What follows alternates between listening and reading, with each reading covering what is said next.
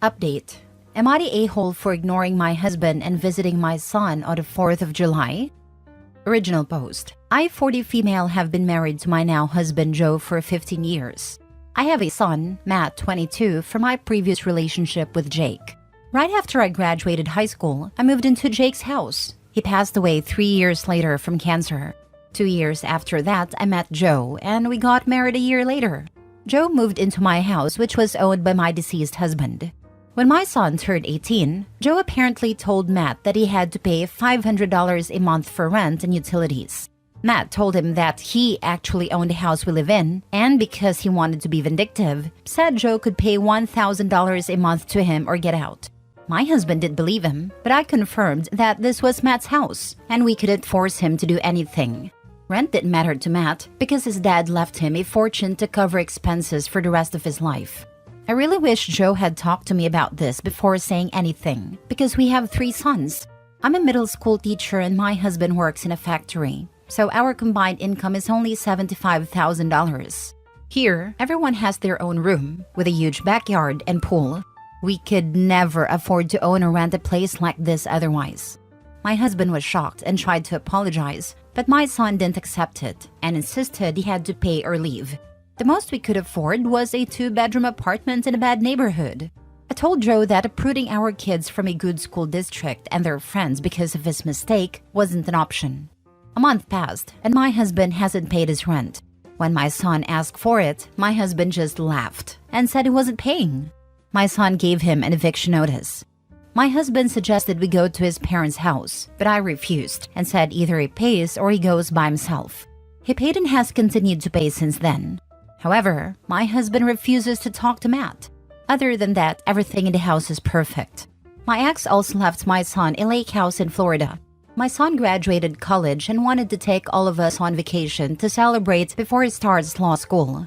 My husband was excited, but my son quoted him $800. He explained that a grown man shouldn't be taking a handout. Joe stormed off. This morning, the 5 of us plus Matt's girlfriend were headed out the door. Joe yelled at me and couldn't believe I was going.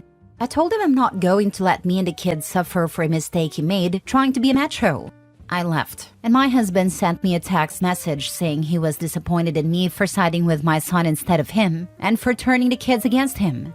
Am I the a-hole? Now for the top comments before reading the updates. Wow, your now husband told his stepson to pay rent for a house he doesn't own without consulting you first?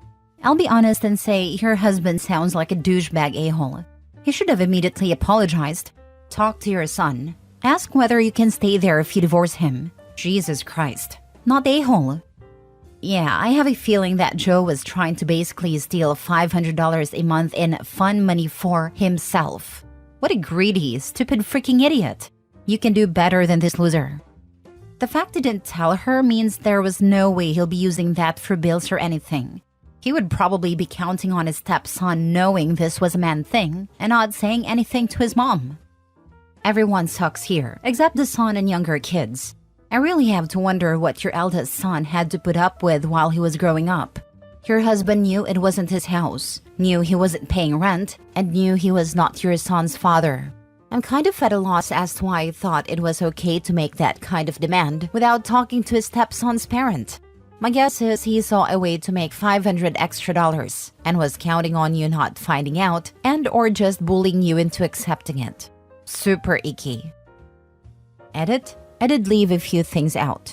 After reading the replies, I thought to add some things. I technically never married my son's father. He was 50 when we had our son, so he had a really good job and a few properties. I never told Joe that I didn't own the house because he would have never agreed to staying in the house that my ex owned. So I handled all finances. Joe would just pay me his portion of utilities and bills. A lot you guys are saying that I didn't handle the situation, but I believe I handled it to the best of my ability. When the situation first happened, I told Joe I really love him and would love to remain a family with a decent quality of life. But if he couldn't remain in this household, I would agree to divorce him. He begged me to not divorce and said that he'll just pay my son the money. I thought that was the best way to handle the situation. Also, our finances are separate, so it's not taking away from me or the kids. But Joe doesn't really have money for his hobbies and interests. which was a problem for a while until he learned to just get over it. Now for the first update. So I took your advice to try to solve this situation. I asked Matt why Joe paying rent is necessary. Matt told me it isn't, and that he hasn't touched the money Joe gave him. It's in a bank account. I asked him why he is doing this then. Matt told me Joe has never apologized for demanding rent money to begin with. I was confused and said Joe told me he apologized. Matt explained he never got an apology, and when he does, Joe can stop paying rent and get the money back. I called Joe and asked why he's never apologized to Matt. And he was honest with his answer and said because Matt disrespected him in his house, and he should be the man of the house and have authority. But was embarrassed when he found out about the house because he realized that Matt was actually in control of him. I asked what was his full intentions when he asked Matt to pay rent. Joe said it was to help lessen the bills. Joe only makes $2,500 a month, and $500 went to bills, another $500 went to the kids, and another $250 on groceries. He also helps his parents out. He had nothing at the end of the month for his personal expenses, and this $1,000 a month definitely did not help. He thought about apologizing, but he said his ego wouldn't let him. Joe said he loves Matt, but doesn't think he could ever forgive him. I told him he started this mess, and honestly, if he thought I owned a house, it wasn't his place to charge my son rent. He just hung up the phone. So that's where we stand. I don't know what to do. Second update. When we got home, Joe's parents were there. Me, Matt, Joe, and his parents had a talk. They asked me how can I let Matt treat him this way, and that a wife should back her husband up. Before I could talk, Matt said a man who marries a mother should treat her kids like his own, but he hasn't been doing that for the past 15 years. I asked what Matt is talking about. He said every time I went on one of my teacher conferences or went on vacation, Joe would leave him at home by himself and take the other boys out to do something fun. He always disguised it as it was kid stuff and I wouldn't like it, but tell you I didn't want to go. At 18, he actually planned on moving out, but COVID happened, so he just decided to stay. I asked Joe if it was true, and he looked at me and said yeah, he shouldn't have to take care of someone else's kid. His parents looked disgusted, and his dad just went off on him and said he didn't raise him like this. I yelled at him and told him to get the heck out. He pleaded that he was sorry and that he realized that he was wrong with how he felt. His dad told him to leave, and when my husband tried to get in their car to go home with them, they said absolutely not, and that he was on his own. He tried going to his brother's house, but when he heard a full story, he said no, because he has kids and would be upset if their stepmom treated them horribly. From what I heard, he's staying with a friend. I had divorce papers given to him at his job. He texted me and asked if we can meet. We met at a cafe and he said he was really sorry and has been for a long time, and that he never meant to hurt me or Matt, but that he said it was hard to love another man's child. I just left. He's filed the papers, so I guess our divorce is about to start. I apologized to Matt for being a bad mom. He's fine, and our oldest son heard a conversation and doesn't want anything to do with his dad. The youngest, too, still spends time with him. Imagine alpha mailing yourself right out of a home and a marriage. What a stupid person. What kind of mom finds out her husband demanded her son pay rent or get out and doesn't throw him to the curb? Or at least ask the son if things were okay before the rental demand. She totally missed her son being treated less than for 15 years? Yeah, 110%. Surprised Matt doesn't kick both Joe and Mommy out after the nonsense they have both pulled and the fact they're both mooching off of him. Big ick. Not a-hole. Your husband is major a-hole. He can't love another man's child or treat that child decently. Although he has no problem being financially supported by another man's child, he is a complete and total loser. I hope Matt keeps the money. I find it hard to believe that you had no idea about how he truly felt about your son. How did you not know he didn't include your son when you were away? As a mother myself, I could never believe that you didn't suspect anything. Yeah, it feels like there was some willful ignorance happening on her part.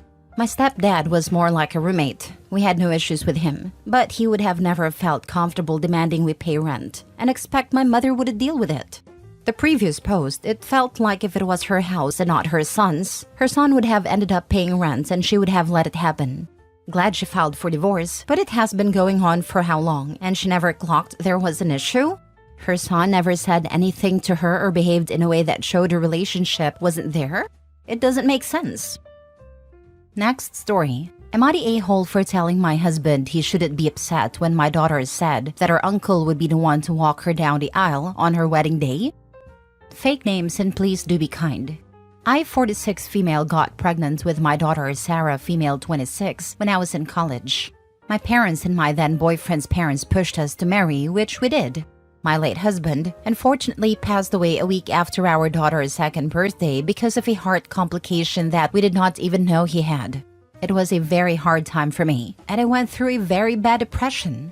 4 years later, I met my now husband Robert, male 46, on a blind date set up by a friend. He was one of my best friend's cousin. We hit it off and got married a year later. Even when we were dating, he was very hands-on with my daughter, and it did not take too long for my daughter to call him Papa. Even until we got married, and when I got pregnant 2 years into the marriage and gave birth to twins, male 17 and female 17, he still acted like a father to Sarah. She was even included in my husband's family reunions and a cousin group photo shoot that my in-laws organized every Christmas. Things took a bit of a turn when Sarah turned 18. She started calling him by his first name, and both Robert and I were taken aback with the change of attitude she was displaying. I asked Robert what was that about, but he only shrugged, not knowing the reason too. I thought things would go back to normal, but she has been consistent in calling him by his first name, so I asked her if we could talk. Robert asked if he could join, which Sarah agreed. To make it short, my daughter overheard my husband talking about a Father's Day trip to his friend who owns a hostel. His friend asked him if he forgot to include Sarah since my husband only asked him to prepare 3 bedrooms. My husband replied that he planned this trip for his real children only. It wouldn't make sense if Sarah was in the trip since he wasn't her real father. This made Sarah feel betrayed and hurt because she saw him as her real dad, even if she knew he was her stepdad. My husband tried to explain to her that though he loves her as a father, his love for the twins were different since they were his real children. I wanted to just shut him up because he was overusing the word real, but Sarah told us to leave her room. What made that day even more depressing was that this day was her last week with us before she leaves the country for college. Since then, every time she comes home, Sarah acts like nothing happened but continues to call Robert by his first name. Robert didn't want to add fuel to the fire and just tolerated it. And now, a few years since then, my daughter announced her engagement to her longtime boyfriend. We were very happy for her as they have been dating since they were still college freshmen. 2 weeks before their wedding, we were wondering who would be walking Sarah down the aisle. I assumed it would be Robert since I thought we have moved past that incident. But no. My daughter scoffed at me when I told her about Robert walking her down the aisle. She said, "I thought it was obvious that Uncle Greg, my late husband's brother, would be the one to do that. Besides, I'm not his real daughter. It wouldn't make sense if he walked me down the aisle." I did not talk back. Instead, apologized for my ignorance and told her that I'll speak with Robert about it, since he also assumed he'd be the one to walk her down the aisle. When I told him what Sarah said, he was mad. But I politely reminded him of the incident years ago, which made him even more upset. He said that it was a long time ago, and that Sarah should move on. I, who was offended for my daughter, told him that he shouldn't be upset, since he doesn't see her as his real child anyway. He then got teary-eyed and told me to not speak to him. He still attended Sarah's wedding but looked visibly down. We still aren't on good terms and we have been pretending in front of relatives. My daughter does not know about this and I want to keep it that way. But nevertheless, it's been a week since my daughter's wedding and Robert is still upset. He only talks to me about the twins and household stuff, but beyond that, he keeps everything to himself. I feel really bad and think he is acting this way because of me. So with that being said, am I the a-hole? Not a-hole. She saw him as her real father, but he didn't see her as his real daughter. He can't pick and choose when she's his daughter and when she isn't. He wants her to treat him as her real father while he doesn't have to treat her as his real daughter. This, and a part where he said he thought she would have moved on. The fact that he thinks he could just crush someone like that and thinks she could just move on after learning her papa doesn't love her like he loves his real kids? Honestly, I think Robert just liked to look like he's this great guy that raised the poor girl without a dad.